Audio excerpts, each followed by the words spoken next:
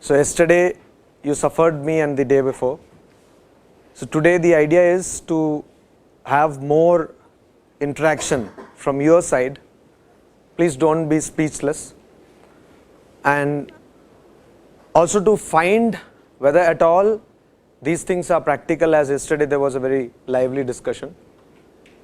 And if there are challenges, what are they, and how we can move towards actually realizing a more integral, a more value-oriented lives, even in the challenging society which we live today in. That is the idea. And as you know that Vivekananda Samiti has been organizing these kind of talks on the occasion of Swami Vivekananda's 150th birth anniversary. World over, many deliberations are going on, a lot of projects are going on. There is one thing which should come into our minds, that why only now? Why only after 150th year of Swami Vivekananda's birth are we looking at things in this perspective? We should have rather done it much earlier. And should we stop here? Is Vivekananda only a religious figure, as many make him out to be? Or is there a serious manual which he has given to us, which we can apply irrespective of any religious color? And also we need to see how much Vivekananda is relevant today. Is he at all relevant? And if he is relevant, how is he relevant? And can we translate his ideas into practice in our lives? So this session is about the challenges which we face today in work, in our house, in our family, both personal and the extended family. So the question occurs that when we are facing the road of our lives, we are having an idea about our life, and that's where the problem starts, because many of us do not have a clear-cut idea about the life. But of course we have aspirations. We are people who are very ambitious. We have dreams.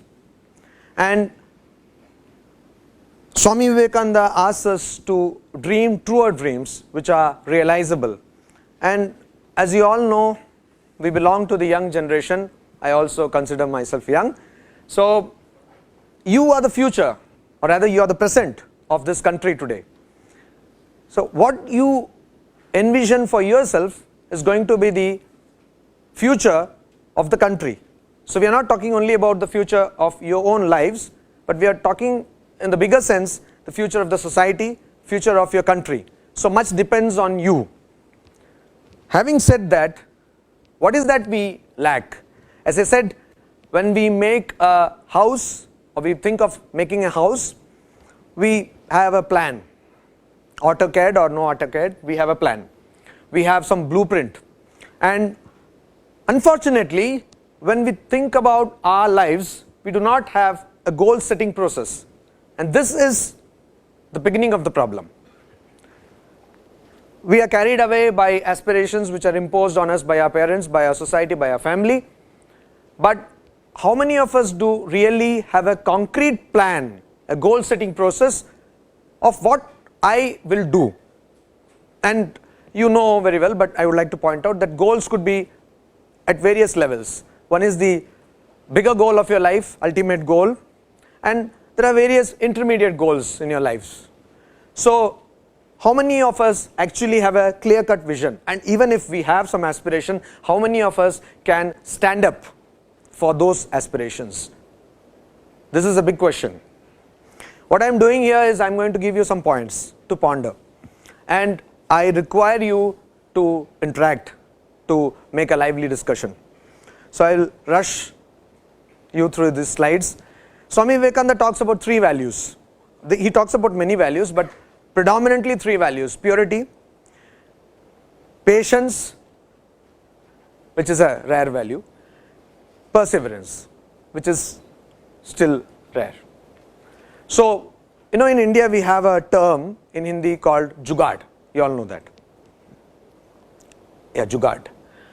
And actually in Haryana there is a vehicle which is called Jugaad. And at one point of time I had some friends to whom I was teaching. Please don't get me wrong, I was teaching them how to edit a film. So then I said to them that you can actually make a spot on this Jugaad. Like there is a small boy who is sitting in a farm and he runs, takes the steering of a tractor, runs, takes the pump set motor and puts the tires of the tractor, and in 5 minutes flat, Jugaad, the ultimate driving experience. Something like that. So Jugaad, we are all good at Jugaad. How? Chal jayega, manage kar denge. Reverse engineering is only too well known to Indians. So we are very good at that. But we are all very good employees, but rarely do we find, we do find, but the number is very few, of people who have become entrepreneurs. Of course this breed is increasing and it's a good sign, but that is a rarity. People who have become leaders, who create companies, who give employment. Why? Because we do not know, or we do not want, or we probably don't have the patience to see the end of a project.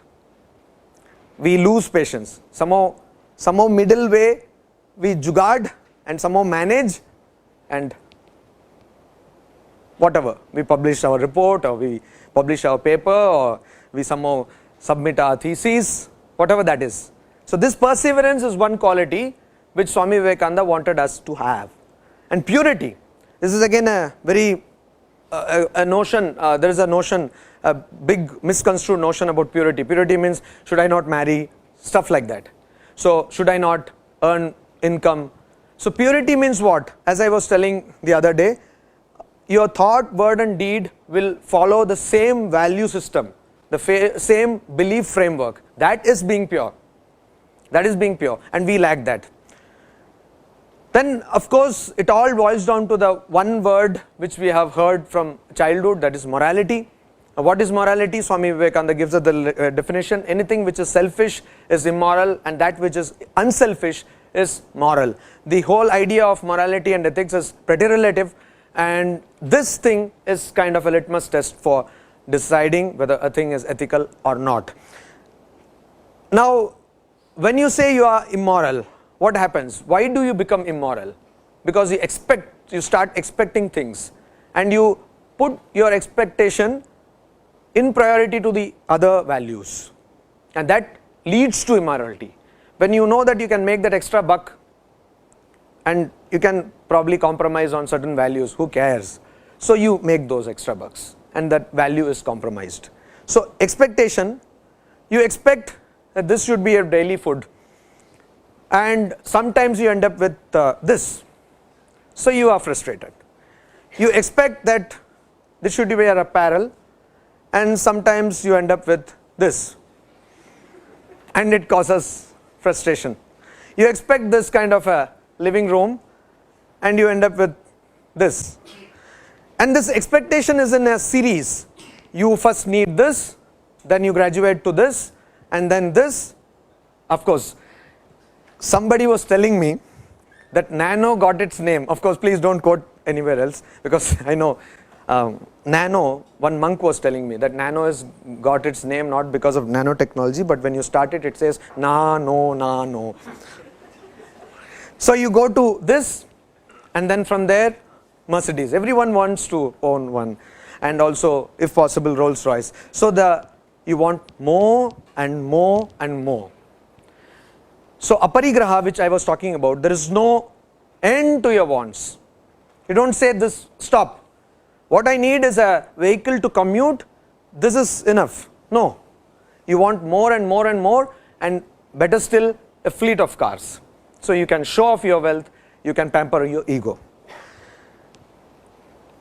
When we see life, we see that even within one life, within our mental framework, we are in a dichotomous situation, and that is that we are always having one part of our life or one part of our conscience, like very beautifully portrayed in some of those old Bollywood movies, that a person comes out with some black color or something and says, "Aisa karo, haan, usko maar do," and other fellow says, "Don't, mat maro." So this kind of thing is there in us. So always we have this one inclination towards selfish motive and another towards an unselfish motive. So renunciation, you see, what we can do is, we are hardwired to go for the better thing. As I showed you in the example, you have a Bajaj Super, when you see Hero Honda, you are hardwired actually to go for the Hero Honda. We can turn this hardware, we can turn this mechanism to our advantage by actually going for higher things from lower things. Not only in the material plane, but also, or rather, instead of the material plane, on a spiritual or intellectual plane. Instead of you're focusing only on the material scenario, you start focusing on the value systems. Instead of focusing only on yourself as a body, you start focusing on your family. Instead of focusing only on your family, you start focusing on your habitat. And instead of focusing only on your habitat, you start focusing on your panchayat and so on and so forth. So you can always use this inherent tendency to go for the higher or the superior from the lower, and that is what is renunciation. If you see, the Indian tradition gives sanction to a person taking to monastic life only if the person will go on a path of spiritual practice. But if a person is going to take monastic life to escape the responsibilities of the world, then the Indian tradition says that that is not going to help the person in any way. So you see, only when you leave something lower for something higher, it actually helps. Otherwise, you just rust out. Now, all those actions which we do are, according to Swami Vivekananda, governed by unselfishness, renunciation and love. Now, this may be a surprise. How can some action be unselfish? We are all selfish.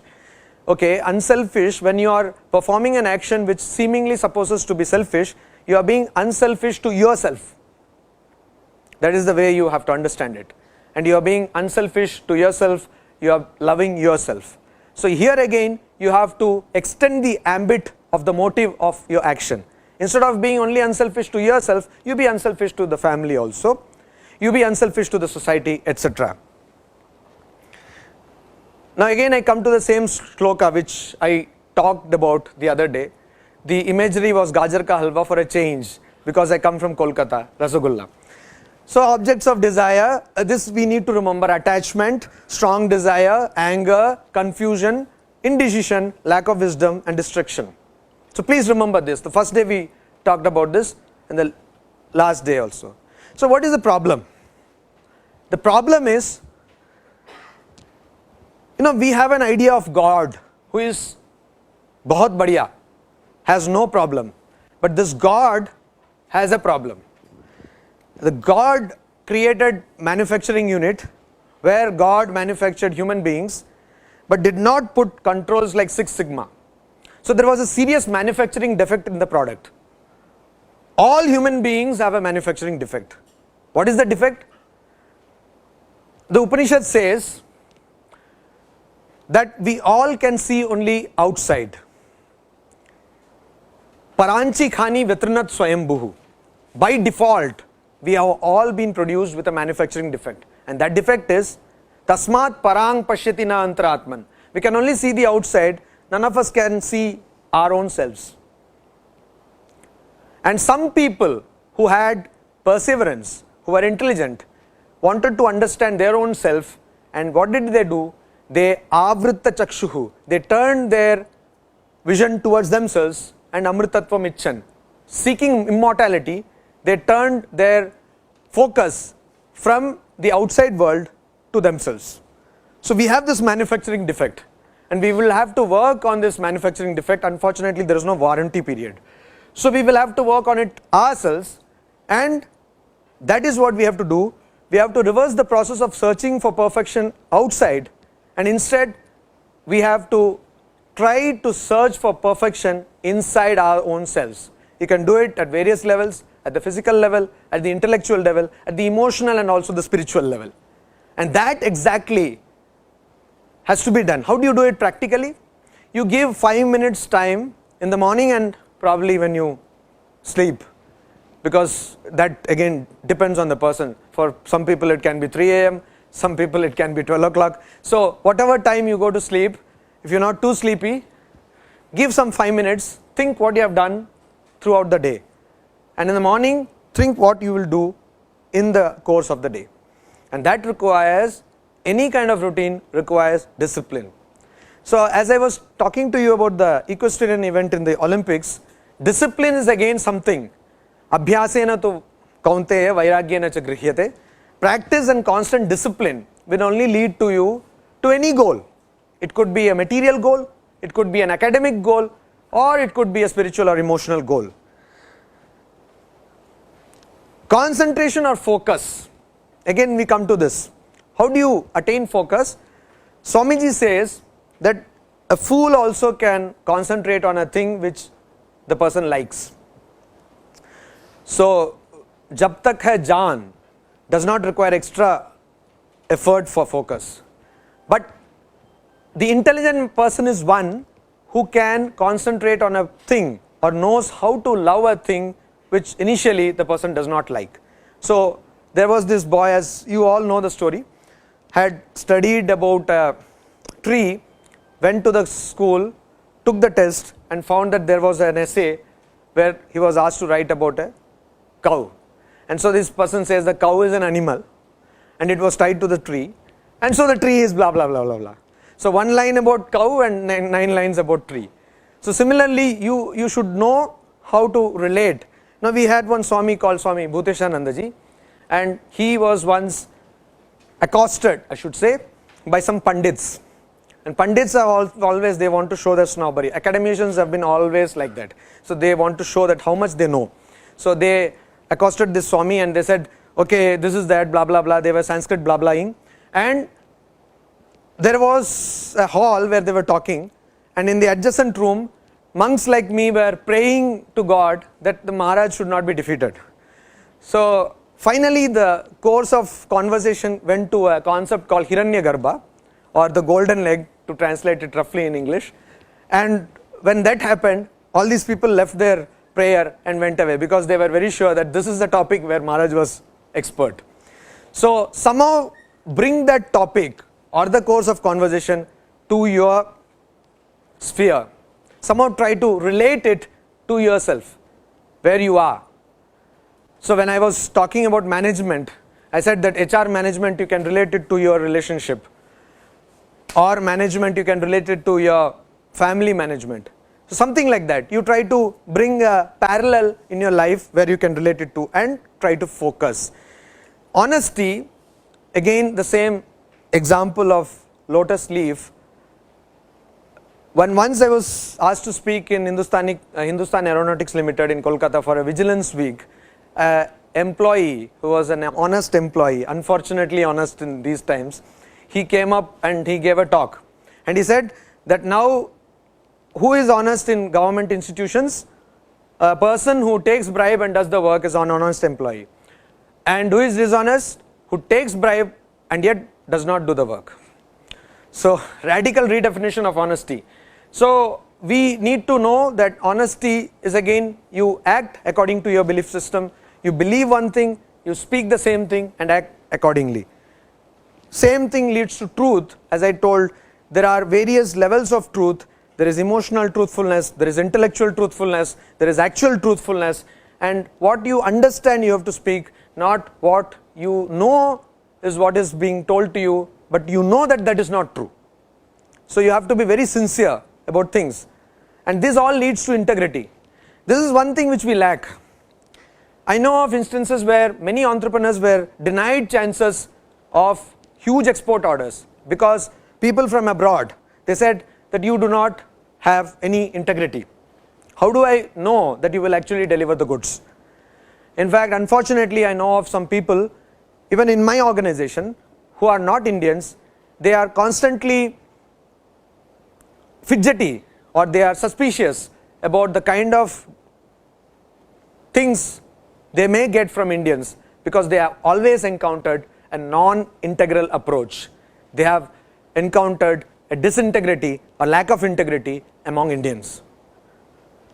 For example, Indian stretchable time. So we can go on and on with this. This is again another. So Swami Vivekananda says why those things happen, because there are two forces of nature, and one is selfishness, that means taking more and more for yourself. Another one is unselfishness, lovebirds, giving. And why should you be ethical? Is it at all necessary that you should be ethical?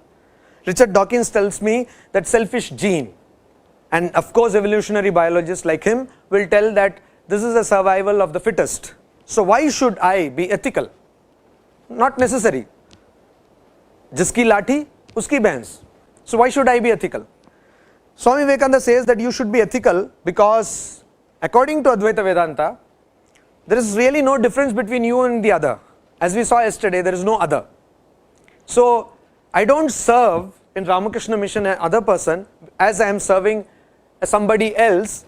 I serve the person because I see the suffering as a sore in my own arm.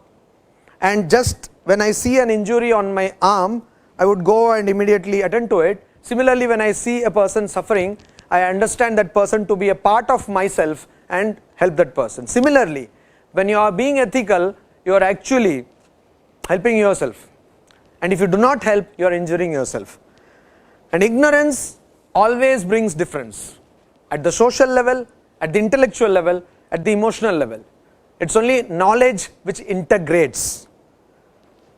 Even at the, I think, physics level, it's only knowledge which integrates. But ignorance brings difference. And so, you should understand that this is your true nature and be ethical. What will happen if you are ethical? There is a wheel between your true nature and yourself. You always consider yourself to be the mouse, but you do not know that you are actually the cat. In fact, there is no cat and mouse, there is only one being. So this hole from which you try to peep at the mouse-like, a cat-like appearance of the universe has to be destroyed.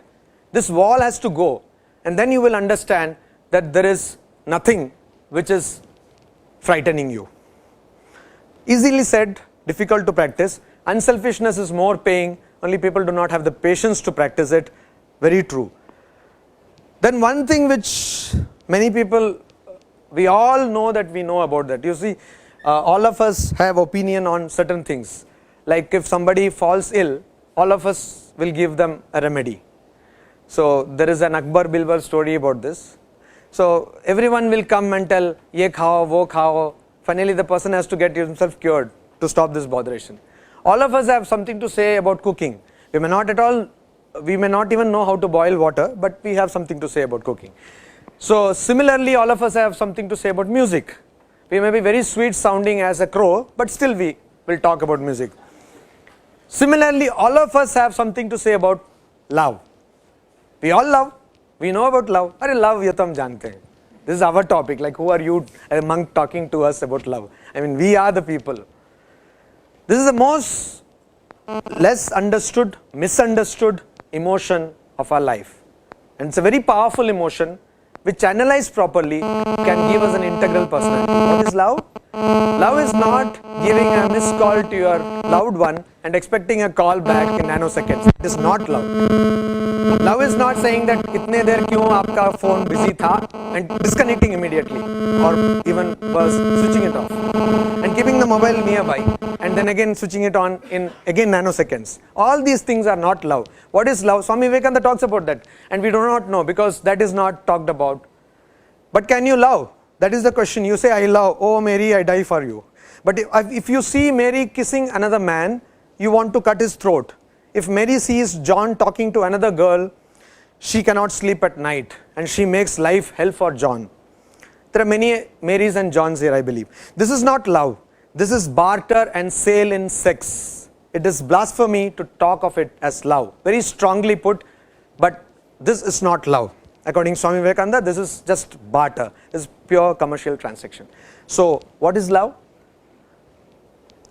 Mother's love is love. And how is mother's love? You all know Vodafone. Vodafone always tracks you. The network of Vodafone is very powerful. And because of Vodafone advertisement, this puppy, pug, the value of pug shot from 5,000 to 15,000. And it's not a very good dog, and eventually it falls sick in Indian climate. Anyway, so a person who is afraid of a pug, a mother, when her child is frightened by a tiger or goes or attacked or is going to be attacked by a tiger, will just jump into the face of tiger and rescue her child. That is love. Swami Premanandaji Maharaj, who was the disciple and brother disciple, he was the disciple of Sri Ramakrishna and the brother disciple of Swami Vivekananda, once went to Dhaka, then it was not Bangladesh. He went there and he was talking about many things about spirituality, etc. So because his name is Premananda and because many people think that is a very easily understood and very simple thing to do, many people think so. So they said, Maharaj, please talk about prema or love. Then Maharaj became serious. He said, yes, I can talk about love. Are you ready to pay the price? So what is the price? Price is your head. Your head. If you can give your head in sacrifice, then you can understand love. So love is something which is very difficult to understand. And if you really want to understand love, you have to start sacrificing for the person whom you think you love. And unless you sacrifice, there are many songs for this. And there is one Bengali song which I remember and I like much. It says that how many drops of tear have you shed that you will love? Or how many paths have you trodden and torn your feet with thorns that you will love? The day before is that we are all taught how to succeed. We are all prepared for success. Now tell me, what is the probability that we will succeed all the time in everything we do in life? It's zero probability. It's not possible. We all know, we are all intelligent people, but still we aim for that situation where we will succeed in everything, every time, in all through our life. And what do we not prepare ourselves for? Failure, which is more probable. In fact, that is the only probable thing. You will fail. Just imagine, we are all going to die one day and we have never thought even of that. And that is what Yudhishthira says. He says that this is the biggest wonder, that people think, people see death all around. They see that people are dying day in and day out, and somehow they feel that they will stay put. This is the biggest wonder and Mahat Ashcharyam. So we do not prepare ourselves for failure. And that is where we fail actually. And that is what differentiates us from people who have become great. These people were good at failing. They could handle failure. There are many people, you all know maybe more anecdotes and incidents than me. You can go on and on citing instances from history who became leaders of the society, who made change, brought change to their environments, who knew how to handle failure. Now that we should learn, how to be dispassionate about the results of our actions. Because failures teach you. Wake up, Sid. Wake up, Sid, all of you have seen, right? All. Who has not seen Wake Up, Sid? All work, no play. So, so Wake Up, Sid, this here, our wonderful hero, he fails, and that is the turning point, so to say, in his life. And there I like one dialogue. This fat girl says, she goes on eating sweets and says, so somebody asks, why are you eating? Said, "Arey, stress ka ulta to deserts hota hai na." That's really original. So anyway, Wake Up, Sid. So here this fellow finds that he is passionate about camera, the photography business, and he finds that his father also was like that, and then he takes up that. So most of the times we fail. I have an employee at Advaita Ashrama who was an electrical engineer. Actually, he is an electrical engineer. By the pressure of his parents, he took up electrical engineering. He did the course, went to take up a job at some plant, some boiler plant, and then he was totally disillusioned. He gave it up. And he's a wonderful artist. He can paint. And he has already held 4 exhibitions in Birla Academy. He studies. He has come into the book publishing business. And he is one of our employees. And he is beautiful. He can do so many things. And he has found that this is what he was meant for. And he's really he is artist. So we need to understand what is the purpose. What is that which actually we connect to? And failure helps us sometimes to wake up and see. Again, we need to have something which is called Shraddha. Swami Vivekananda says this word cannot be translated. But an attempt to translate that is faith. Faith in the belief systems which you have been handed over, faith in your ancestors, faith in your society, in your tradition, in the books whichever you have studied since childhood, in IIT, in your governance. If you can't change, Swami Vivekananda, when he came to India in 1897, he gave many lectures from Colombo to Almora, available in a book called Lectures from Colombo to Almora, very inspiring, and gives you the gist of his message to India. There, in Chennai, he gave 5 lectures, and in one lecture called The Plan of Campaign, towards the end, he says, this national ship of ours is sinking, and if possible, let us plug the holes, but let not one word of curse come out from our lips. It's very easy for us to start the blame game. But can you make a difference? If you can't, keep your mouth shut. Just do your job and stay put. And if you can't make a difference, do not just quit also, because you have to be in the system to change the system. Just giving up doesn't do any good. And please remember, whichever country is offering whatever position, now India has got, the whole dynamics has changed in India. You get very good compensation, take home pay. But whichever country is offering whatever position, you are yet a second grade citizen in that country. This is a fact. You are not. And then you have to regret when you marry, you have kids, that you are not able to give the culture to that your offspring. Instead of that, think of a better society, evolve a society. If the politics has to change, change the politics. If the environment has to change it yourself. If the infrastructure has to change, develop an infrastructure, create a model. And let us work for a better future for ourselves and for our next generations. That you can do only when you have faith. What did this foreign rule for thousands of years do? Till there was Mughal rule, historical studies today say that we did not have to face so much of a problem. The problem really started when more intelligent kind of people came, and you had this Anglican rule, British rule on us, and they changed the very setup of our educational framework. And we have now borrowed the legal, the administrative and the educational framework, and we have shown that we are near to incapable to create a framework for ourselves. And that has led us to believe that anything which has a stamp of made in USA or anywhere else other than India is far better than what is made in India. Though the fact may be that these things are exported in the first place from 100% EOUs in India. You see, so in Chennai there is a street called Sundar Street in Nungambakam, and there are 100% export oriented units who actually cut jeans cloth, to the specifications they get from companies in USA.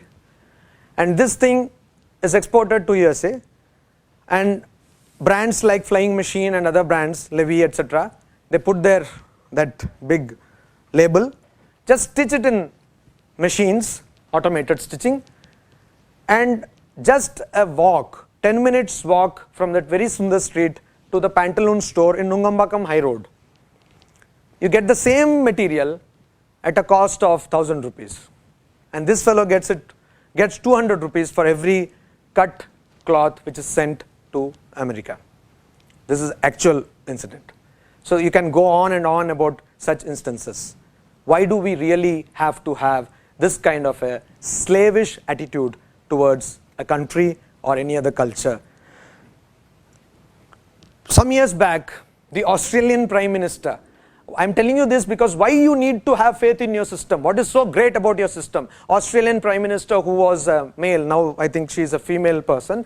So a male, the person prior to this Prime Minister, he gave a public speech, it was also quoted in the Telegraph UK, that he was proud to belong to a race of ancestors of rogues and thugs and thieves. In fact, he was proud to belong to a country where his grandmother had stolen underwear from her classmate when she was studying in the school. This he told officially. Can you believe it? Swami Vivekananda says that who are our ancestors? They are rishis. You know, in Indian tradition we have gotras. Kashyapa Gotra, Bharadwaja Gotra. What does that mean? You belong to the lineage of the Rishi Kashyapa. You belong to the lineage of the Rishi Bharadwaja. So our ancestors are not some fools. They were people, rishis, who could actually visualize the truths of life. They were called seers of mantra, mantra drashta. So we should have faith in our culture. In fact, we have all the reason to have faith in this culture. You can do everything. This comes with the faith in yourself. And what do our parents do? What does our system do? So you see a young boy maybe wakes up late. Some people wake up very early in the morning at 10:30. So they wake up late, they have some kind of, flexible habits. Flexi timings means what? The company will not allow you to take rest in the house. That's what flexi timings means. So like that, flexible habits. So the father says, you cannot, tumse kuch nahi hoga. You're pretty useless, hopeless. And constantly hearing Swami Vivekananda says these things, he turns out to be exactly the same. Useless and hopeless. So you need to believe that you can actually do everything, because that is what you can. And whatever universe you see according to Advaita Vedanta is a projection of belief systems which you hold. So if you can think that you can do, you can do. If you think you cannot, you cannot. Physical strength is something, particularly here, I think we give priority to the intellectual strength, priority to sometimes also to the emotional strength than to physical strength. You see, physical strength is something which you cannot give less importance to. You can never overemphasize the requirement of physical strength. In fact, Patanjali Yoga Sutra, which is a treatise on the yogic practices, there Patanjali says that what is the benefit of doing yogasanas? That it removes body consciousness. Why? Because something which is going on well, you do not bother about it. Your car is working properly, you do not bother about it. Your computer is working properly, you do not bother. But suppose some Trojan is going to infect your computer, you are in for veritable misery. So you need to have proper working body. With a sickly body, you will not be able to do anything. So physical strength, not maybe of this type, but a workable body, an efficient body, properly good to go is very much necessary. So you need to take rest, sleep. Sleep. Lot of sleep is necessary. This is again a big mistaken notion. Sleep helps you become more creative. Sleep helps you refresh and rejuvenate yourself. And having slept properly, you will be able to deliver much, much better than burning midnight oil, literally actually. Not the oil maybe, but the filament. Strength is life, weakness is death. This is at various levels. The intellectual level, physical level, intellectual, emotional, and also the spiritual level. So you need to be strong, and anything which weakens you, anything which, suppose somebody comes and tells, tumse nahi hoga, ye hoga. There are some people who can always, you talk to them for 5 minutes and after 5 minutes you feel very depressed and drained out. And this breed of people are increasing. So there are people who can motivate you, who can make things feel nothing.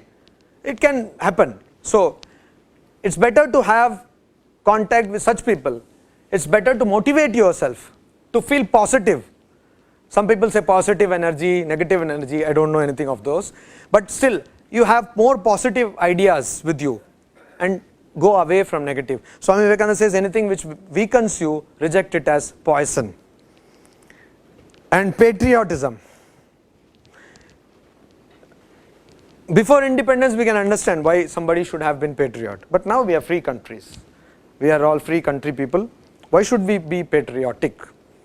In fact, many people don't even bother, particularly the young generation, about the nation. Who cares? और वैसे भी कुछ होने वाला नहीं है, मैं अकेला सोचूंगा तो क्या हो जाएगा. So all patriotism we know about is Janagana Mana, which also many people do not know. Many words of, honestly. You can see this when you go to some institution where still this national anthem is recited, and when you stand there, I as a monk have to feel very bad that I remember, but all the people, dignitaries and all those people, they don't even know. They simply they keep quiet. So Vande Mataram to bhuli jao. So patriotism. Sudha Murthy, I think in one book she says that she was in a flight and she asked the girl studying in a convent who Jhansi ki Rani was, and that girl did not know. It can become worse. One Swami who works on a tribal project in Orissa went to Bhubaneswar and asked a girl from a good convent school that, can you tell me, do you know who is Jawaharlal Nehru? She said, yes. Can you tell me any other person from his family who became a prime minister? So she said, no, I don't know. There were two people, but she did not know. So this is patriotism.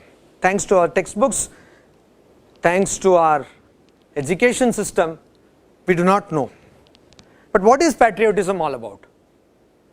Patriotism, does it mean that you should know about the country, or does it require some participation from your side?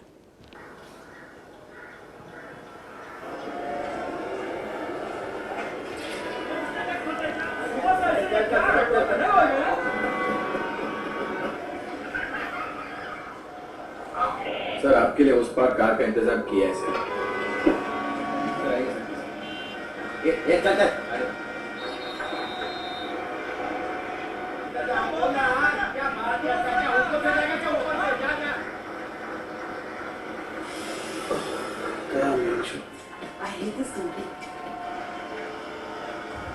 कुछ करो ना. मैं वहां जाके क्या उखाड़ लूंगा?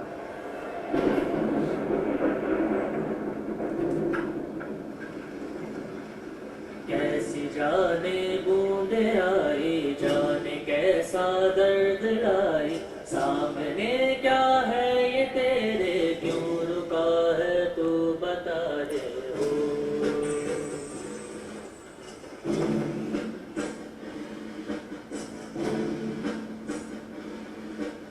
कौन तुझको पार लेगा, कौन होगा वो मसीहा, मुझसे तू ढूंढता है, वो ही है तू वही है.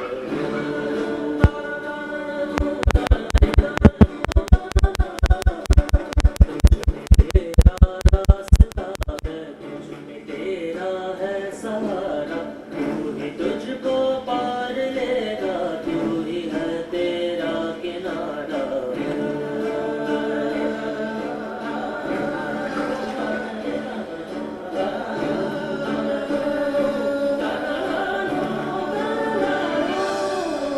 तुझ में तेरा रास्ता है, तुझ में तेरा है सहारा, तू ही तुझको पार लेगा, तू ही है तेरा किनारा. So this is about getting to brass tacks and changing the situation. Actually, this was a video which was part of Times of India campaign. They had a Lead India campaign some time back, and Swami Ranganathanandaji used to talk about what is called enlightened citizenship. I will give you an example. I have a mobile phone from a renowned company. It has got this, the network provider is a very renowned person. So suddenly I see that this mobile phone, where I sit in my office in the ashrama back in Kolkata, I do not get network. So I know of 15 employees who gave up the line. So I did not. I kept on complaining, and today I get a request from that mobile phone that they are ready to install a tower just next to my ashrama. Do not give up. If that's because my logic is I pay the money and the mobile phone operator, why will that operator not give me service which is available from other operators? So what do? I just shift the network. I have this porting and all that. No, I don't. I make him accountable. I make him do what he's supposed to do. Why should I just take things just with tied hands, fingers crossed? Make a change. All of you can do. We are all intelligent citizens and we can make a difference. And what really counts is not the entire governance system, but every one of you, each individual you. When we see a lot of trash in a platform, we say, हम एक छोटा सा कुरकुरे का packet मतलब फेंकेंगे तो उससे क्या फर्क हो जाएगा, की फर्क पैंदा है, lot of फर्क होगा. It actually, you inspire the other person. You make a difference in a department, in a company. See that there are proper policies, proper value-based systems, proper systems and controls in place. You will all become either employees or entrepreneurs or whatever. You see, and if it is not there, do not antagonize anyone. Take the support of the whole system and change the system. Make it more transparent, more accountable and more integral. And each one of you can do this. Make a difference in at least one other person's life. At least to begin with, in your own life. And if you can do that, you are changing yourself, you are changing the society, you are changing the nation for a better tomorrow. Swami Vivekananda says that at the root of all evil today is a negative education. He says, education alone is the panacea of all social ills. And he says that child is taken to school and the first thing he learns is that his father is a fool, the second thing that his grandfather is a lunatic, the third thing that all his teachers are hypocrites, the fourth that all the sacred books are lies. By the time he is 16, he or she is a mass of negation, lifeless and boneless. Wonderful. That's what we are taught. Respect to our parents. वह बिल्कुल है ना, नहीं है? आप बताओ. रामायण और महाभारत तो कहानियां हैं, तो रिलीजियस बुक्स आर लाइज, ये तो है. तो और भी बहुत कुछ है. आप देखो हमारे स्कूलों में, कितने स्कूलों में हम धोती पहन सकते हैं. I am not a good this thing of dhoti और something, but anyway salwar kameez is considered also not, पहन नहीं सकते. In fact, in our schools, in tropical climate we live in, we have to put all these blazers, really. And some places even ties. Does that make any sense? It doesn't make any sense to me. It's not about a cultural thing or something, but it's about being comfortable, being in the comfort zone where we live. We want to live as we want to live. But why should somebody come and impose a framework which we are not comfortable with, but we simply adopt? In fact, I went to a school which is run by Indians, very much Indians, in fact belonging to North India, Uttar Pradesh, but they have kept a very Anglican name of the school. I asked why, and they said, ऐसा नाम रखेंगे तभी लोग admission के लिए आते हैं.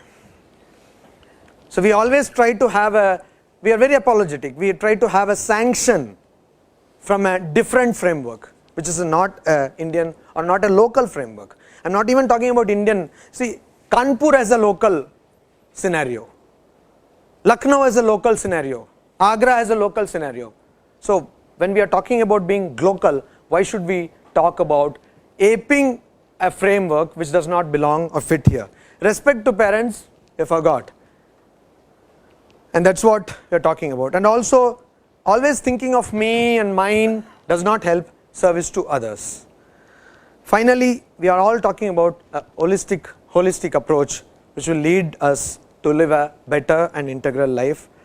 Now, what I request all of you is that because I have been giving you endless suffering for 3 days, you all become very serious. Please smile. And also please give some interaction, some inputs. We have talked so many things, but let all of us think how much of these can we practice. Now let us brainstorm. Let us have a session of brainstorming. Let there be a lot of brain and also storm. Please.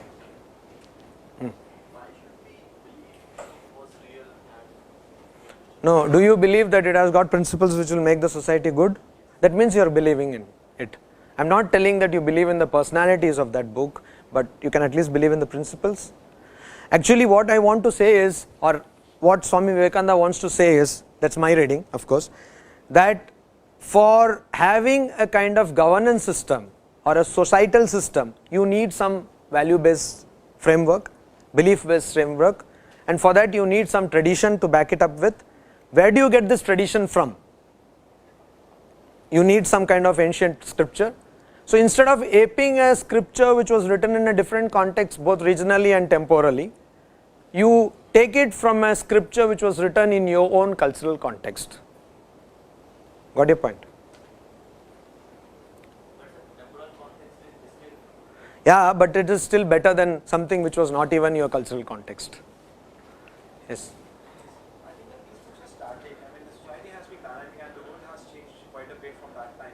So, and the principles also shouldn't change. Yeah, like today you should speak lie. No, but still, there are many companies. Don't take them. You are quite intelligent, you know what to take and what not to. Sometimes the culture we have, it also brings in disintegration into society, like the caste system. Caste system is different. No, it is not coming from. Gita says caste should be based on the qualities of an individual. Nobody says that you should be born into a caste system. As no Indian tradition says that you should be born into a religious system. In fact, Swami Vivekananda said that why should a Hindu be born Hindu? You can become a Christian, you can become an Islam. And no system should say that you should be born into a vocation system. Doctor ka beta doctor. Doesn't make sense. People also in the society say that women should be subordinate of men. No scripture says that. There are organizations. See, in scriptures you have to understand there are two differences. One is Shruti and another one is Smriti. The Smriti is where social codes of conduct, just like your criminal procedure code. So Manu Smriti, Raghunandan Smriti were that. So some kind of such thing which does not fit in today were told in those texts. Like of course today criminal procedure code has got something very objectionable. So those things keep on changing. But the true scripture is Bible or Shruti, that is Vedas. There you don't find something like that. So, you talked about this foreign framework. Yes. Something that, but in a way also everything is ekam sat and vitra bahuda pratunti. So therefore it doesn't matter whether it is coming from east, west, north, south. Good things you can always take, but in the regional context things do change. Like when you are doing tribal work. If I give you a concrete example, I think you will be able to appreciate this. Ramakrishna Mission, when it went to tribal work somewhere in early 70s in Arunachal Pradesh. In fact, the government asked Ramakrishna Mission to go there. So there was a lot of problem, societal problem and disintegration in the society. To prevent that, Ramakrishna Mission had to go and to give them education and also proper medical care. So once Ramakrishna Mission went and it gave education, people came to know what is what, and of course thankfully cable TV went, internet went, and today we are faced with a problem. What is the problem? When we went there, people had no sense of clothing. They didn't know what to wear. In fact, most of them didn't wear anything. But with this media intrusion, they see so much of dress. What kind you don't know, all sorts of dress. So we have some people who work in our educational institutions coming in dress which is actually not dress, skimpily dress, and women and also men. And when we ask them why, then they say that क्यों उस film में तो heroine ने वो कपड़ा पहना था. So why does that happen? Because somewhere down the line, in the way of working, we have tried to impose upon them our idea of civilization. And this is a discourse again which has been worked out by many people. In fact, IIT Kharagpurian wrote a book called, I forget his name. Anyway, he wrote a book called Recovering the Lost Tongue. So this person went to the Bhil tribes in Madhya Pradesh, and he has done a phenomenal work. He's still working there, and he saw that people do not take bath. So he, coming from a very, what do you call, Brahmin kind of family from Bengal, for bathing is a must. So he used to take bath daily. After 1 week he understood that he could not, because there was no water. So then he, not only that he was coaching other people also that you should take bath daily. And because he came from an enlightened background and he really meant, so people also were taking his words seriously. So what actually happened is, then he realized that at this situation, taking bath daily does not help. So they had different ways of keeping themselves clean using other jadi booty or whatever. And this water crisis, they had taken different methods of livelihood. So in that cultural scenario, even within India, in that Bhil tribe scenario, there was some other framework which had to be given. I will suggest another one thing. There is one person called, I think his name is Arvind Sharma or something. So he is also a person who works a lot. He is also an engineer, and he works a lot in rainwater harvesting. And he went to Rajasthan, remote places in Rajasthan, and he thought that bingo, I have understood something which these people have to be told. I know something which I have to impart. And he went on teaching those people rainwater harvesting. But to his dismay, literal dismay, he saw that in Rajasthan, if some of you have gone to Rajasthan, you have big wells, huge wells. Actually in Jodhpur there is a place called Mandor Garden, and there is a huge well which is diameter is almost like 1 kilometer or something, and it is so deep that you have at intermittent stages you have rooms in the wall. So people used to take water and take rest there. No joke. So they knew how to preserve water sources. And this person realized that actually he is talking to people who had a natural way of understanding natural resources, and they had developed their own indigenous technology. And they actually did not need rainwater harvesting. After many months, they found that all of them were intact, alive. And then they understood that they knew that tsunami was going to come. Somehow they were closer to nature, and they had taken refuge in top trees or somewhere. And they simply went in hiding. So their technology is much, much rich than ours. So you see, we have to first understand the framework before working. We have to understand the local framework and then try at all if there is something we have to value add there. This is one important thing when you go for social development work. You have to understand this. So then you understand that there are so many remedies and there are so many things which this indigenous people have developed over the years. And if you, for example, in medicine, we have lost Himalayas.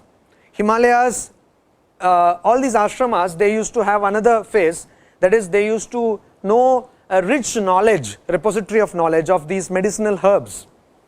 So by trying to cultivate medicinal herbs, we have actually destroyed huge tracts of land which were virgin forests, where these medicinal herbs used to grow naturally. And now we do not know, we have lost the people also who could just spot it and tell that this can cure this thing and all that. So everyone has got an indigenous technology. We should understand that. That's what I am talking about when try to impose. Swami Vivekananda loved American organization. Did I tell you about that? No. Once when he was in a house, the hostess was there, so he said, I have found my love. In fact, when Swami Vivekananda gave his historic speech in Chicago, there were a lot of love letters. No? So he said, I found my love. So this woman was also very excited. She said, who is she? Then he said, American organization. So Swamiji wanted American organization. He wanted the enterprise of Japan. He wanted the industrial enterprise of America, the technology America. So it's not that we do not want people to come together. We want. But before we actually implement anything, we have to understand the indigenous technology also.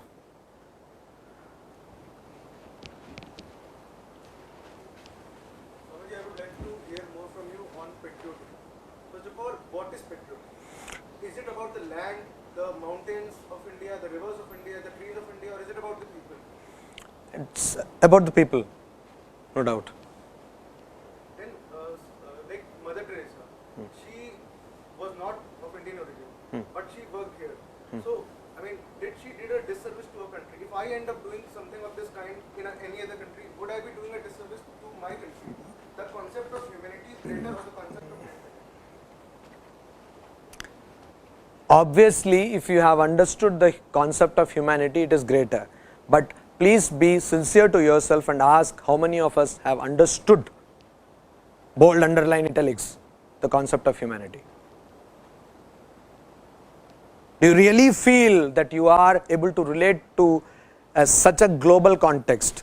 Do you not preserve the regional, linguistic, and also within the region, the religious, and also further there are so many identities. Do you not try to preserve them? And also there is the food identity. Can go on and on. You try to preserve them. Then how can you say that you actually relate to the entire humanity? So if you sincerely relate, no problem. Like I am a monk. I don't have any special allegiance to this country. I actually took a vow in front of fire that I do not have special allegiance to any region, any language, any kind of culture. I do not have. So I am not saying that you should not love humanity. In fact, Vedas or any other scripture says so. But unless you reach that level, you try to serve in the paradigm or in the perspective in which you are, in which you locate yourself. So the diplomats who work at a very high level, so sometimes in the interest of their country, they do some few things which are detrimental to the development and to the people of other countries. So are they right in doing that? Swami Vivekananda said that I am proud to belong to a nation which did not attack another nation for land. That is what he was proud of, to belong to India. So India, by definition, by its character, does not attack or does not make other nation feel vulnerable. So if you are a true Indian, even if you are a diplomat, you will not, I don't think history has shown us any evidence of that, act in a way that will be detrimental to the interests of any other country. And if somebody has done so, that is neither good for that country or the other country. Why?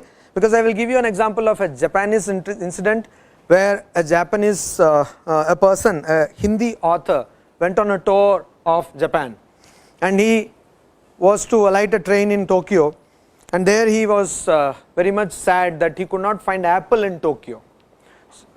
So you know the incident. So the person who was sitting in front of him, he said that, "Sir, please don't ever say this." He went and got a basket full of apple. So if you are a diplomat and you act in a way which is detrimental to another nation, you are actually not only harming that nation but also the prestige and glory of your own nation. So what if it comes down to choosing between, if you have a choice to make, like the choice is with the army men who have to fight for their country, they actually end up killing the people who they don't even personally know. That's why you should understand the concept of Swadharma. Whatever work you have been given, you should do properly. Because it is not that the work has been given. When the person is recruited in the army, it is that person who goes on and seeks an employment in army. When somebody goes on for a teaching position in any institution, that person actually goes and voluntarily takes that position. After having taken that position, like Arjuna, you should not have underperformance issues. So before taking that, you think, and also it does matter. Like if you have a territory and you need a basic protection system, otherwise one fellow will come and take arms in just a open airbag and go on a shooting spree. Is that good? It was an obvious question anyway. So, any other question? How to deal with goal conflict? Sometimes you have two goals to life. Sometimes you have multiple goals in life.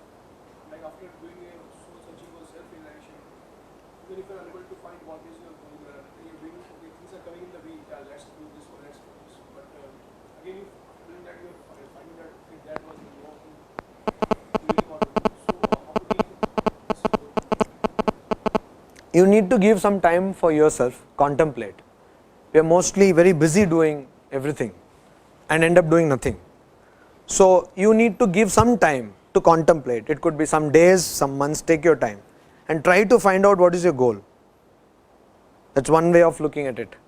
The other way is you have tried this, but you are not yet able to decide what is that which you are passionate about. You are not able to decide. Then what you do is you have something to sustain yourself in terms of basic needs of life, and then be on the lookout for what is that which you are passionate about. Because some people at the age of 40, they understand this is my calling of life, and then if you are somehow able to sustain yourself, you can switch the career and go to that. I knew a person who was a chartered accountant, and he was practicing, he was actually doing quite well, and then suddenly one fine morning, he at the age of 45 realized that chartered accountancy is not his profession. He gave up that and started studying BL.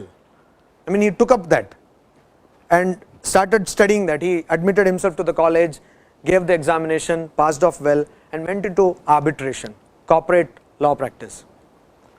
So it can happen at any point of time. But what I am saying is you should give some time to yourself. Like, you know this story of a person like me, very intelligent. You all know this story, but I am just repeating it. That he was praying to God, Meri lottery laga de, and then it went on. For 10 years he did not get any lottery. So he was very angry with God. He said, Bhagwan, मैंने आपसे कितनी प्रार्थना की lottery नहीं लगाते, तो बोलते गधे लॉटरी का टिकट खरीदो. So unless you give some thought to the matter, unless you contemplate, how will you understand what is that which you connect yourself to? There will be definitely something which you are very passionate about. Every one of us has something like that. Hey, yeah, 1 second.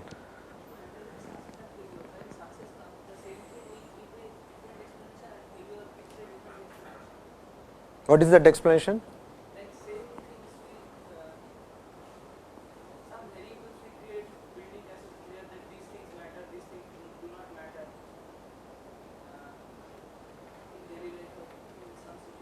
Huh.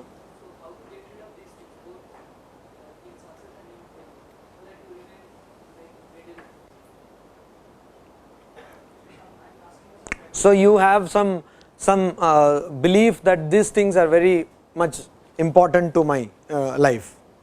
Is that what you are talking about? What he's trying to say is when we fail, say it was your destiny to fail. When we succeed, today it is in your No, are you talking about destiny? No. But he's asking for indifference. Being indifferent. Oh, there is one example. You see, there was sometimes examples are easier to understand.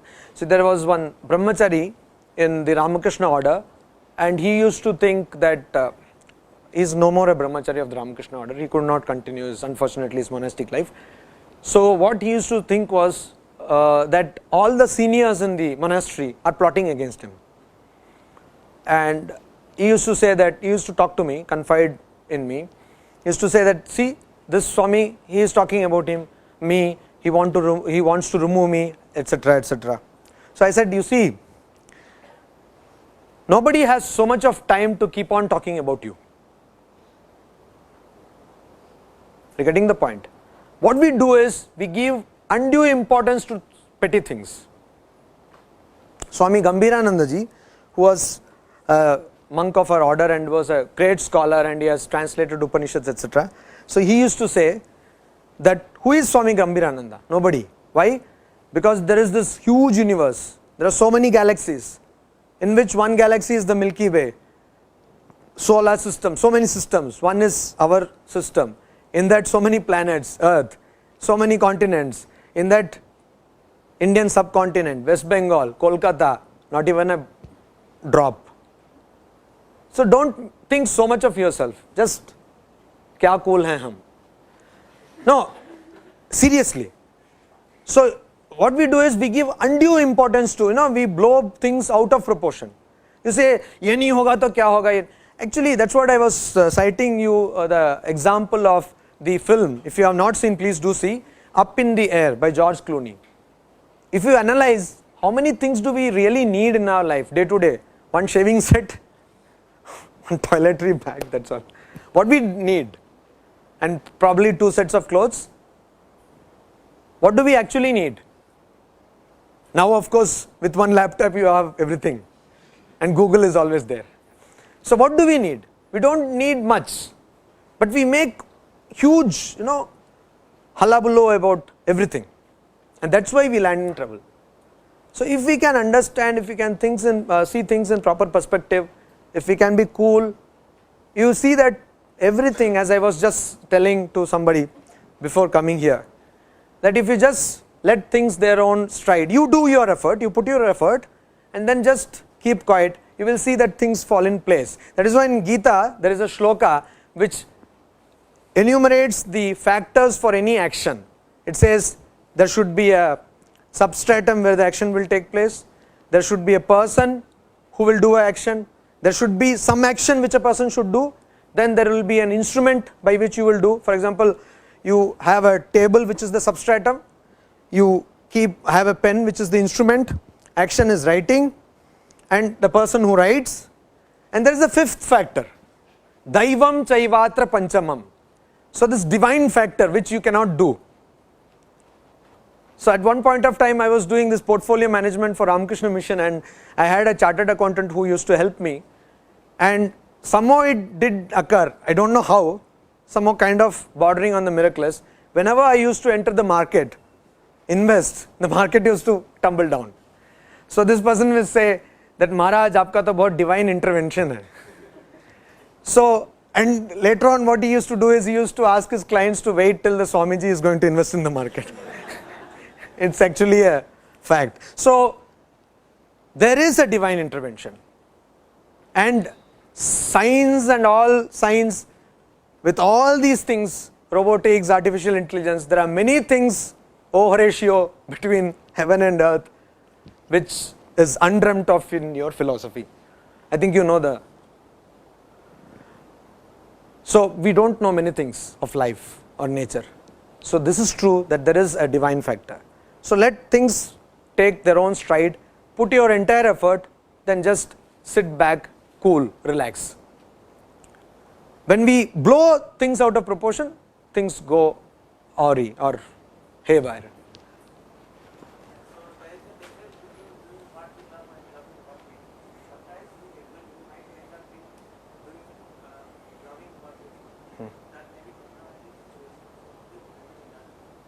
Why do you think that loving what you do will compromise the situation?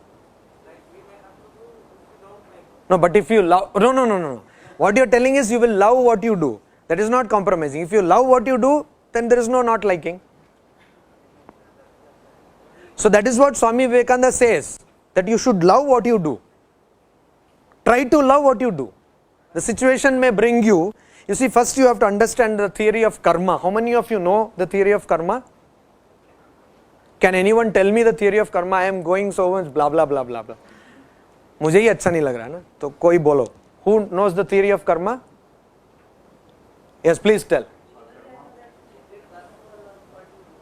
Huh? Shubhadeep, some enlighten us. Okay. Basically, each and every action has its the reaction. So each and every action that we do has some fruits. So the thing is that we should develop the right attitude towards the action, that is the karma yoga path. And the repeated actions that we do make basically the samskaras, they develop the tendencies, these tendencies from the habit, these habits lead to our character, and these impressions of samskaras stay with us, and we are so much identified, glued to this, our personality, this character, these habits, that, and we have so much of stacked. So even after we die, as per our Hindu philosophy, we again take birth to exhaust these fresh karmas that we have accumulated, and this cycle continues. So we do some good karma, some bad karma, and accordingly we face the results. In order to address the results, we do some new set of actions, and this cycle continues on and on and on. In between, somewhere we get some these spiritual ideas, we read something, we read Gita, we come across some sage, and we try to develop, we see that how to escape this entire cycle. So they give us some methods, some techniques, so that on the path of action, the Karma Yoga is the path. So we develop the right attitude. So that is where the role of detachment comes. So we should first, it says there are various levels of Karma Yoga. The first level says that don't worry too much over the fruits of your actions. Give up the attachment to the fruit of your actions. So in the case of Arjuna, Krishna says, don't worry whether you will win or lose. Even if you win, you will basically enjoy the benefits of ruling this nation. And if you lose, then also you will die as a hero and you will enjoy the fruits of the heavens. So first level, we should give up the attachment to the fruits of the action, and gradually practicing this again and again and again, we give up the attachment to the action. Then we give up the doership altogether. So that is how we cut across this cycle of repeated births. So probably. So theory of karma actually means that whenever you do a good action, you have a good result, and it gives a good tendency in your system. And when you do a bad action, you have a bad result, and it gives a bad tendency in your system. Not all actions produce results then and there. There is a kind of imaginary bank account where these things are stored, and slowly they produce results. So if you end up, my point is, if you end up doing something which you do not like, that is probably because you have done some action in the past which made you do this work which you do not like. Now the intelligent way is that one way is you can fight and be very sorry, always in a depressed, Majburi ka naam Mahatma Gandhi. Why do they say that? Anyway, so you can be always depressed about that. And the intelligent way is you can start loving what you have ended up doing. No? So you should understand theory of karma. If you understand it properly, then you will increase your actions which are positive or good, and at the same time you will stop doing actions with a sense of main kar raha hoon, that you will leave. Any other questions? Yes, please. One second.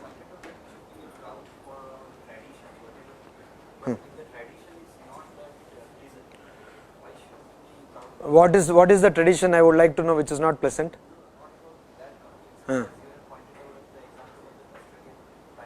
You are not in Australia.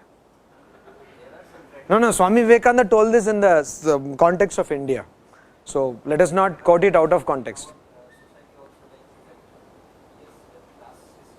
Caste system was not originally, traditionally, that is the misinterpretation. That is the misuse of tradition. So you should not, that is not tradition. So you should not think about it. In fact, you should try to go back, Swamiji says, go back to the Upanishads. Go back to the original thing. Why does he say so? Because there is so much of, political agenda, there is so much of priestcraft agenda, there is so much of sectarian agenda, which created all these evils. So if you go back to the original thought process, and you try to bring them back and do. And because you don't belong to Australia, and because Swamiji did not tell it in an Australian context, yes? You said one has to contemplate in order to understand it. Now, by contemplation, what do you mean? Thinking in terms of words? No, contemplating, just thinking. Like like a thought experiment, like you think when you work, when you research, when you study, That kind of thinking. It's not something like you sit and suddenly there will be illumination, not that kind of contemplation. No, slowly analytically analyze. Yeah, you will have bias, but you yourself will understand that this is a bias. You will have to start from where you are, right? So you will start from where you are, that is with all your bias, with all the coloring in thinking, but slowly by analytical thinking, you will come to a position which we saw yesterday night. I had a group of people, we were discussing, and suddenly I found that the entire evolution of Indian philosophy was discussed by IITians unknowingly. Somebody started with materialistic idea and ended up with something which is totally Vedantic idea. I did not tell anything. So if you analytically brainstorm, you should have brain and storm. If you have some tsunami of brain, it will come. Yes. Please tell. How do you deal with self-harm? That you make a decision and you think whether to Sometimes you can read books like those written by Dale Carnegie, So this Dale Carnegie, once he says that a person was there, a salesman, who was loitering in front of chief officer or whatever marketing and thinking whether to go or not, to do or not to do, that is the question. And then he thought, anyway I don't have the order. So what will happen? This man can at best give me the order. First he will not give, that anyway I don't have. So if you have this litmus, I apply this. It's very effective. When you want to do or not do, you think that anyway this is not going to happen. If I don't do, nothing will happen. So anyway I am not having it. So what is the harming by? Yes. Akarma by doing, by Shankaracharya says, Kartritva Bhoktritva should go. Means the sense of doership and sense of enjoyership should go. Then you will have no karma. You will your body will perform actions, but you will have no karma.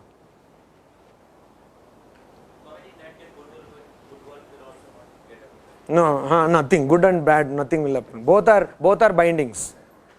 This is golden chain, that is iron chain. Any other question? Yes. I think there is a contradiction somewhere in the philosophy. Life is full of contradictions. I'm not able to understand. Like all these people are so intellectual and a fool like me is talking to you. So full of contradictions. At one end the Gita says karmanyavadikara. Yes. And at one end we are also talking about good actions and bad actions. No, that is what it says, that you should be wary of these. Gita does not say that do good actions so that you will get good karma. Gita I don't think says so. It says that you be aware of these results. It only says that the true yogi or true... Achha, what is the motto of IIT?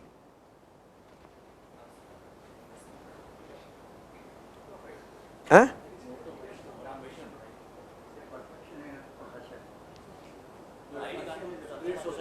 Huh? Tamasoma Jyotirgamya, no? Achha, every IIT has got a different motto. So IIT Kharagpur has a motto called Yoga Karmasu Kaushalam. Yoga is dexterity in action. So dexterity does not mean efficiency or productivity. Of course you should know the job. Like if you don't know how to open the system, what work will you do? So you should know the job. But dexterity means a person who sees action in inaction and inaction in action. Means he is not bothered about... No. He is involved, but he is not bothered about the results. He is not bothered about the results.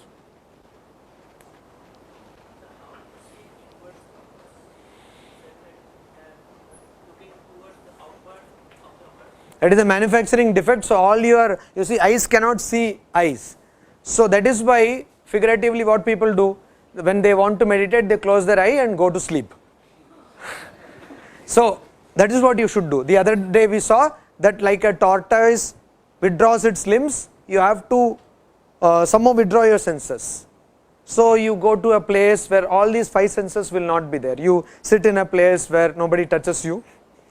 You do not have any bad smell. That is why they use this incense stick, so that more or less the smell is bearable. not like people not bathing for days. So that, and also of course tongue will nothing, you will not talk, and there will be not much noise. So all these senses you try to withdraw from and close your eyes and think. That you do. You try that. It's a process, and it's a difficult and a long process. You should not give up. Then you suddenly things start to fall in place. When you sit like that, first thing what happens is you suddenly remember that you were to switch off the computer, you did not do. Suddenly you remember that there was an assignment you had to do. Oh, bhul gaye. These things will come first. And later on other things will come, how you were mean to somebody. You should not have done that. And slowly the mind will rest. That's how it happens. But in the process, if you fall off to sleep, that is also okay. It is not okay. But invariably, Patanjali Yoga Sutra says, invariably you will fall to sleep, and at the end of the sleep you think that you have attained enlightenment. That's what happens. I want to ask a personal question. How do you know everything about everything? Do you associate monks with First of all, that is a wrong hypothesis. First of all, I don't know about nuclear physics. I don't know about AI. There are so many things under the sun, like Horatio, I also don't know. So, as I told you, monks are usually associated with a character like this. Swami Vivekananda also had the same criticism. I belong to the same order, so I always will have the same criticism. I love books, music and film, and I don't find any problem with that. But I am a monk. That is the only truth in my life. I have taken up Robert Frost, he wrote a poem, The Road Less Travelled, and Scott Peck took that as a title of his book. So I have taken a road which is comparatively less travelled, and I want to stick on to that road and see the end of this. If not in this life, which I am sure this is the life where I will get it, but if not, to successive lives and see the end of the thing. Because Swami Vivekananda said that you have given your petty life for so many petty things. Why don't you give up some life for some higher cause? So that is what I have taken up. Having said so, I don't find any contradiction in relating me to this quest of knowledge, to understand things, to know things. Jignasa is the word in Sanskrit. Gyatum ichcha, the yearning to know.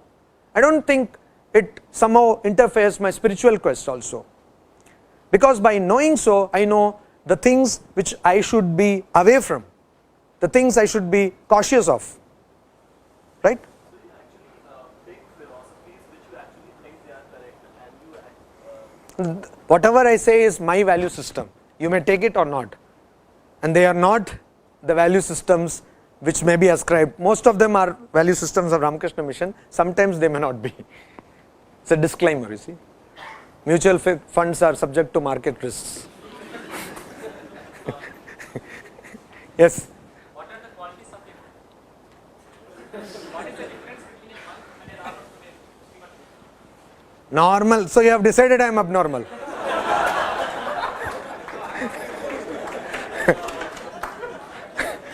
Very bad hypothesis to begin with. Okay. So anyway, thank you for that. But what is see, monks' qualities are basically the same qualities which are called sadhana chatushtaya, which you should have, and it is very difficult to have those qualities. What are they? Because very simple qualities, no? Viveka, nitya nitya vastu viveka, means what is real and unreal. You should have the discerning faculty. That, and vairagya means iha amutra phalabhoga viraga, means even in this life and hereafter. You should not even aspire for heaven.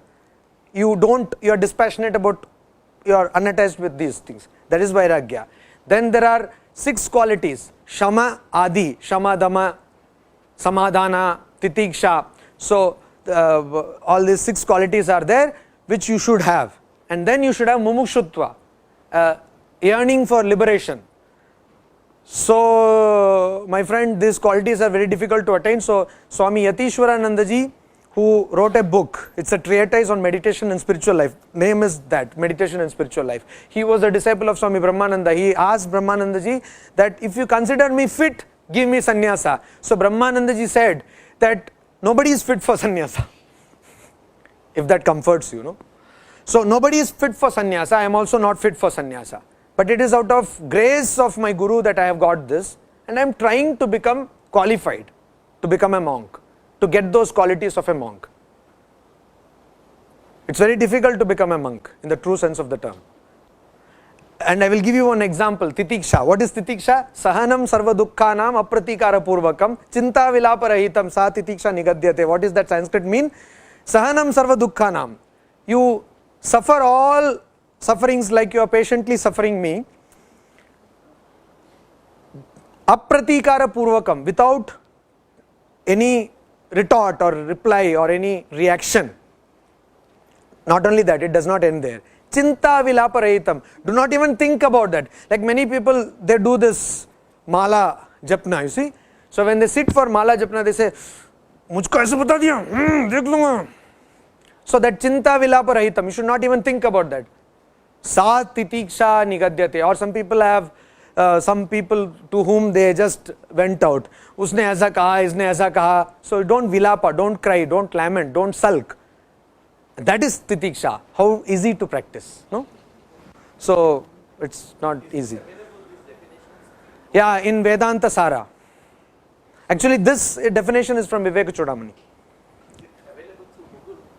Google, everything is available except God. Except God, you get everything in Google. Even there are shadi.com and other things. No? So Google, everything is available. Yes. How to become a monk? You will have lot of results. Lot of results. Google, you will have everything.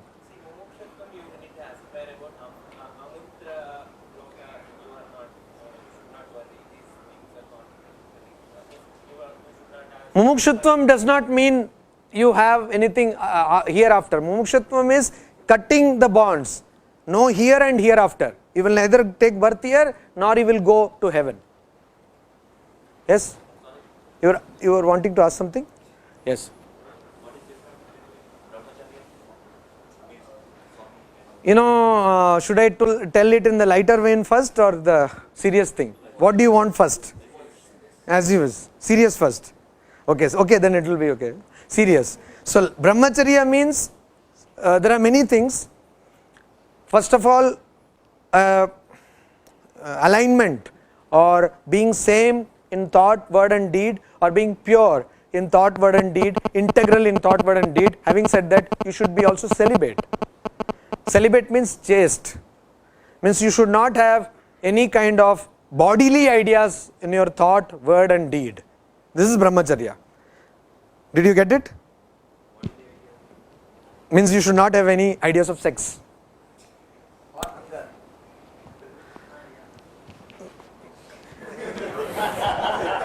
Now, you see in Ramakrishna mission, 10 years you should wear white dress. So they are called brahmacharis. Okay. And after that you get sannyasa. So they are called sannyasis. So the usual joke which runs among us is they are brahmacharis and we are sannyasis. What? So are we not brahmacharis? Okay. And yes. Yes. Not fundamentalistic question. We are all silly, don't bother. How do I decide what my karma is? And moreover, how do I decide what my dharma is? I mean, from what I understand, karma is putting into action what you believe of your dharma. Yeah, so, I mean, at this point of time, if I, brainstorm over what my karma, how should I go about thinking in this? First of all, what do you mean by karma? No, not what your karma. What is the meaning of karma according to you? Karma is what is my rightful duty. No, that is swadharma.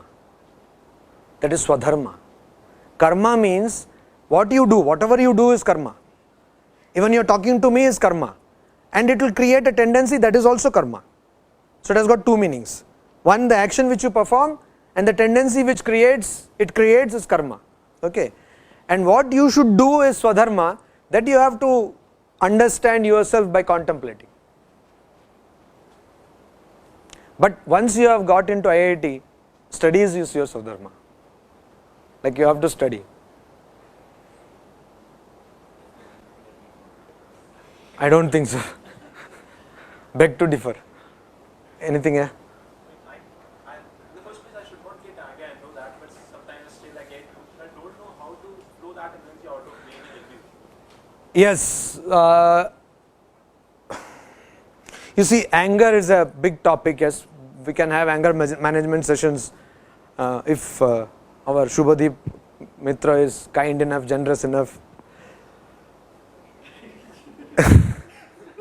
No, to suffer me, not to be angry on me. Anger, according to Swami Vivekananda, you see, we have a concept of righteous anger, right? उसने ऐसा किया तो मैंने बता दिया. Swamiji says there is nothing known as righteous indignation. Means there is nothing where your anger can be justified. Anger always is unjustified.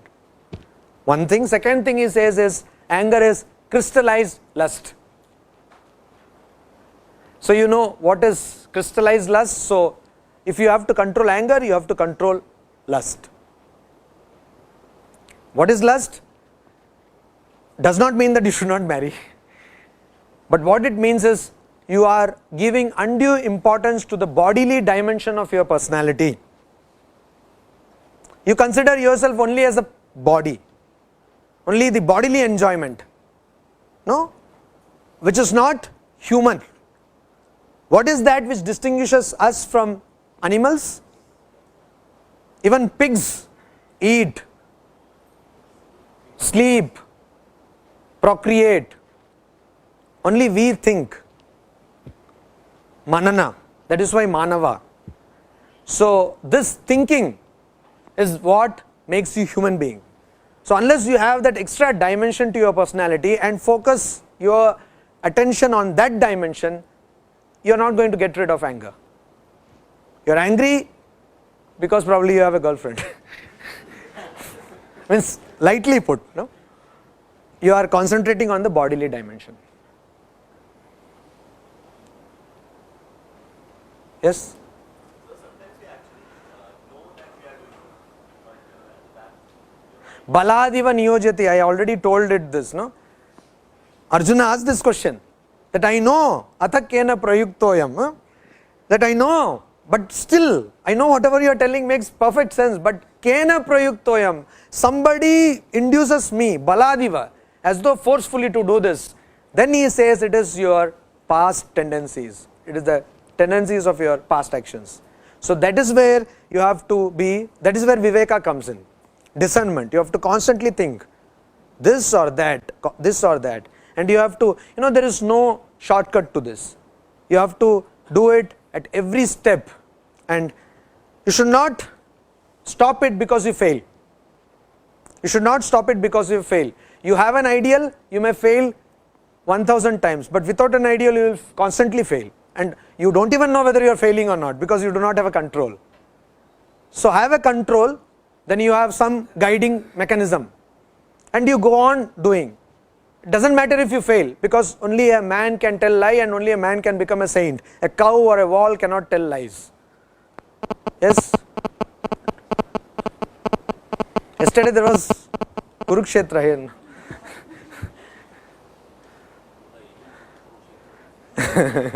So you can be one. So many people are silent. Okay, workshop. No, nothing. Okay. Yes. Whose life? Now this is something which you have to find out for yourself. My life's purpose is different, yours will be different. But purpose of, everyone has a purpose of life. Everyone has his or her own purpose. But as Sri Ramakrishna says, the purpose of human life is to attain their true nature, to realize God or to realize the truth. But to understand this, you will have to do contemplation. You will have to come to this conclusion yourself. Just by reading in books or just by hearing some talks, you will not come to that conclusion.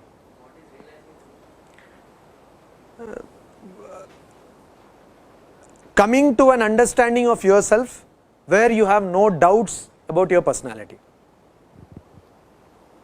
You can call it truth, you can call it God, you can call it by any name or no name. Buddha was silent about his realization, he was silent about God. But this is a place where sarva samshayaha, means all the doubts are dispelled.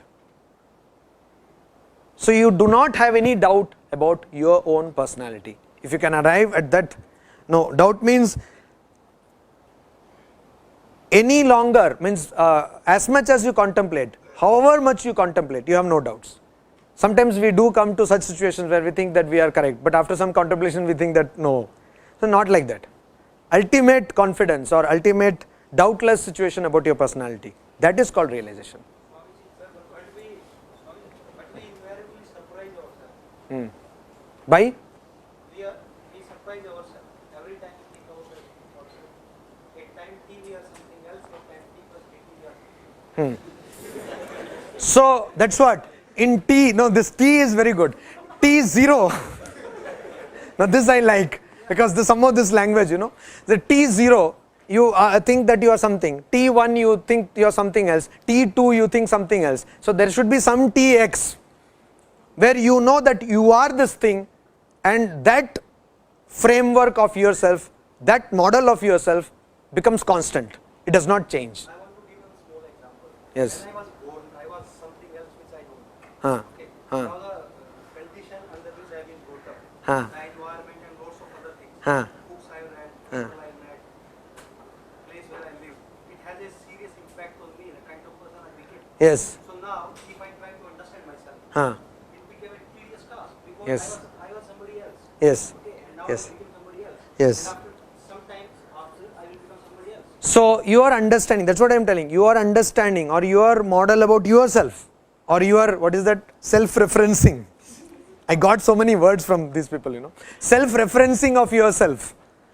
So your understanding of yourself will come to a point where there will be no change in that understanding. That point is called realization. I agree, but with time we became wiser. At least we think ourselves. You mean VICER? No. Okay. No, this happens. No, this will happen. With things we became more intelligent. And it can So, how do you become wiser? Did I give you a definition of marriage here? I didn't know. So, actually I wanted to share this. Once I was proofreading something, not a week ago, and in proofreading there are so many things you should do. You should see where the hyphenation is. It should be in the proper place. It's a big job. So, I saw that there is a marriage thing, and that was MAR hyphen. So, suddenly something flashed. Marriage starts with Mar, ends with age, and has got RI in between. RI means rigorous imprisonment. So, I have nothing against marriage. Please do marry by all means. So, marriage makes you wise.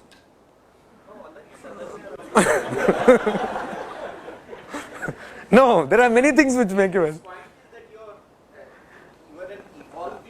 That's what I am telling. You evolve and your idea about yourself changes, but there is a situation, there is some Tx where that idea comes to a point where you know that this is the final.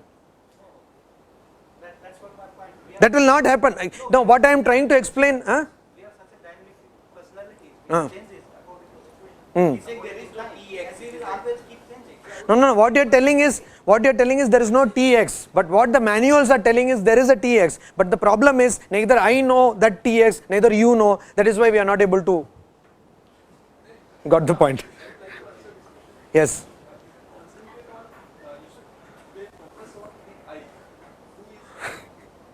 Okay. Should I tell that? Should I tell that? Should I tell? Okay, I just want to share something. No? So, yesterday you had these angels and demons, and some people were really, yesterday angels and demons. Some became angels like Shubhadeep, and I became kind of demon. So, which I am to a great extent. So, we had this food, and then we went to, what is that? U4, this one entrepreneurial endeavor. of our Abhinav. We went there and some 11 of us, we were discussing what is this I. Like बकरी तो मैं करता है लेकिन हम क्यों मैं करते हैं? So what is this मैं? And it went on up to 3 o'clock in the morning. So it went exactly like now it is going. And finally somebody, what is her name? Satya came with this Satya that I is consciousness, and many people were unanimous about this. Anyway, so what you are asking? What is this concept of I? Who was asking that question? You were asking him to concentrate on that I. Yes, exactly. That is what not changing. That yes. So that's what I was telling. Yesterday we were discussing that up to 3 in the morning today. So I is the window to your true nature. That's what the manuals say. Why so? There are many things you can go on and on. It was like a full heated discussion. So I don't want to reenact that. But why so? Putting it very briefly, a patient who suffers from complete amnesia is known to have forgotten many things but does not forget I. A worse situation of neurology, that is when a person is suffering from Alzheimer's, does not even know that a knife can cut one's limb. They forget the function of knife, which is a very instinctual behavior. They forget that if they, the spatial dimension they forget. They walk across the parapet and fall down. It happens. So please pray that even your enemy should not get Alzheimer's. So this Alzheimer's, also they have this I. So I is something which does not die. So why so? Because it is connected somehow with your true reality. That is what the manuals say. But because I have not understood the reality, I only know that this is the process, and many people have vouchsafed for this process. So we can try with this process. We can focus on this I, try to analyze what this I is all about. Is it the body? Is it the mind? What is it all about? And this in Vedanta is called Aham, I, Graha, holding on to Upasana, Sadhana, worship. Aham, Graha, Upasana. So you can do that. Yes. Am I means what? What? Am I not in the I which is not changing? You are in the I. That means I is a locus. It's a spatial dimension. No, go on like that. What is I? Am I in the I? That means is I something space variable? Then you think, oh, how can I be a space variable? Then you are bringing some finite boundaries to that. Are you getting the process, thought process? Do thought experiment. Go on thinking. Then you will probably get enlightenment. Yeah. Both are the same thing. Both are the same thing. Yes. Yes. Or you understand the higher I, whatever, it is a way of putting it. See, I have not realized myself, but what manuals say, no, I have to be sincere. What manual says, externally your acting will not change, but your perspective, world perspective will change. The way you look at the world will change. Only you will know that you have realized yourself. Yes? It is not according to Hindu mythology that there is rebirth, it is according to Hindu philosophy. Not only Hindu philosophy, Indian philosophy, that there is, I would not like to call it Hindu philosophy, because Hinduism itself is a word which has come much later on. The original word was Sanatana Dharma, because all models of religion are available in the Sanatana Dharma. Christianity is present in Sanatana Dharma, Islam is present in Sanatana Dharma, and also any other religion. In fact, Swami Vivekananda says even religions which will come in the future are already present there. So, in the Sanatana Dharma, the model is that there is rebirth. You want to know how you can explain that?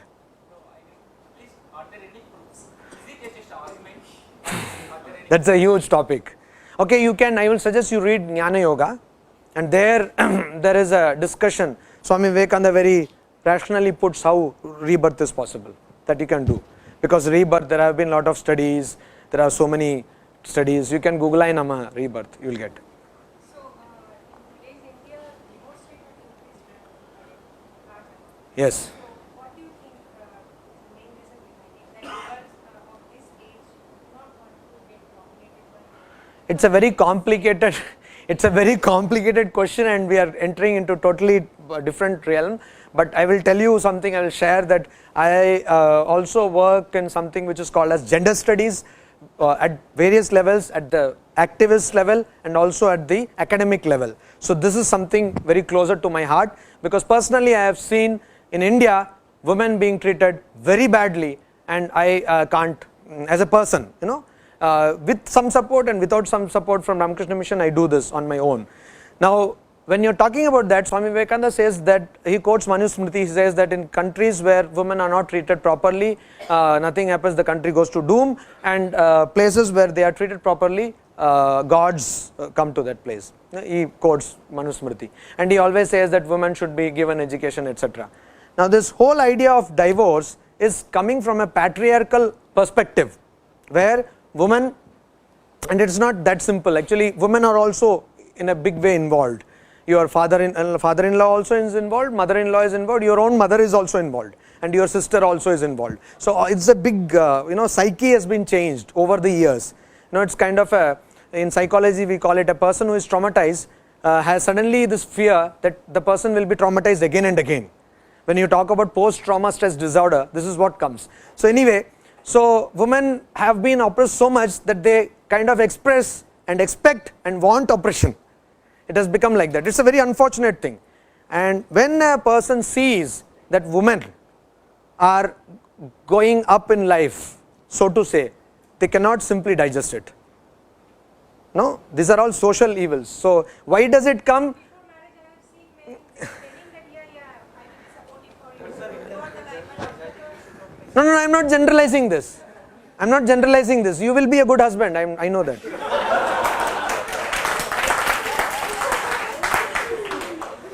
I am not generalizing this.